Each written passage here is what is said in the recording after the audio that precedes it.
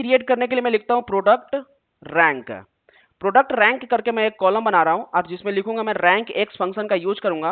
और rank x function कैसे use होता है, अगर आपको इसके बारे में जानना है तो आप चैट जीपीटी का भी हेल्प ले सकते हो, या फिर आप वहां पे कहीं भी गूगल पे सर्च करके इसके बारे में सीख सकते हो। तो रैंक एक्स फंक्शन में सबसे पहले हमें टेबल बताना पड़ता है कि किस टेबल का आप यहाँ पे रैंक एक्स फंक्शन यूज करने वाले हो। तो जो मैं रैंक एक्स फंक्शन यूज करूंगा वो मैं यूज करने वाला हूं अपने जो हमारा सेल्स टेबल है ना इसके ऊपर ही। और मैं यहाँ पे बताऊंगा कि कौन से कॉलम पे करने वाला हूं। तो मैं यहाँ पे कॉलम के साथ में यहाँ बता दूंगा हूं। तो मैं यहाँ पे लिखूंगा ऑल सेलेक्टेड। ऑल सेलेक्टेड क्यों लिख रहा हूं, क्योंकि मैंने पहले भी बताया था कि ऑल सेलेक्टेड कॉलम जब हम फंक्शन यूज करते हैं तो जो भी हम स्लाइसर में सेलेक्ट करते हैं तो सिर्फ उसी का हमारा टोटल वैल्यू हमें देता है। तो वो हम इसलिए हम यहाँ पे क्या कर रहे हैं, ऑल सेलेक्टेड यूज कर रहे हैं कि जब हम सेगमेंट को हम स्लाइसर में सेलेक्ट करें तो उसके जितने भी प्रोडक्ट है उसके डेटा हमें सिर्फ शो करे। तो मैं लिखूंगा all selected and all selected में लिखूंगा सेल्स। और सेल्स में हम प्रोडक्ट आईडी फाइंड करने वाले हैं तो हम लिखेंगे सेल्स प्रोडक्ट आईडी। तो ये जो सेल्स प्रोडक्ट आईडी जो मैंने लिखा है इसमें हमें यहाँ पे टेबल मिल गया। अब हम यहाँ पे बताएंगे कि हम एक्सप्रेशंस क्या देने वाले। तो हमें बस एक्सप्रेशन पहले से है, जो रेवेन्यू हमारा जो है ना मेजर है और उसमें एक्सप्रेशन लगा हुआ है, तो मैं यहाँ पे रेवेन्यू ले लेता हूँ। जो हमारा नेक्स्ट हमारा कॉलम होगा वो रेवेन्यू होगा।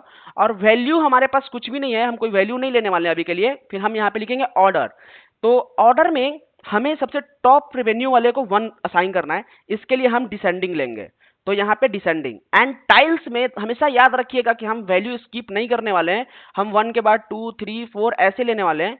आप अगर सीक्वल जानते हैं तो रैंक फंक्शन में क्या होता है, वैल्यू स्किप करता है।